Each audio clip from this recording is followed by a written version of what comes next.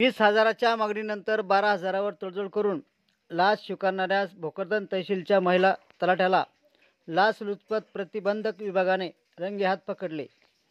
दिनांक 25/4/2024 रोजी भोकरदन तालुक्यातील चांदई कुळीतील एका शेतकऱ्यांचे त्यांच्या वडिलांच्या नावावर गट क्रमांक 215 मध्ये हेक्टर 50 आर जमीन आहे.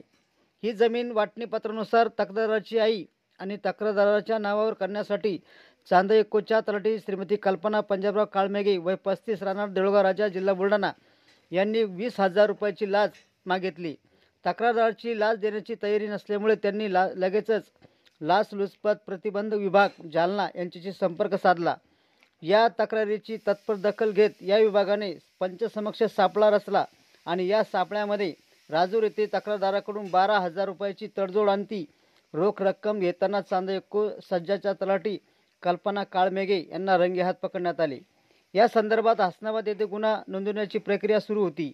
ही कार्यवाही वरिष्ठांच्या मार्गदर्शनाखाली लाचलुचपत प्रतिबंध विभागाचे उपाधीक्षक किरण बिडवे, अंमलदार ज्ञानदेव झुंबड, गजानन घायवट, गणेश चेके, गणेश पुजाडे, गणेश कांबळे, शिवा खुळे, भालचंद्र बिनोरकर, विठ्ठल कापसे यांच्या पथकाने केली. धन्यवाद.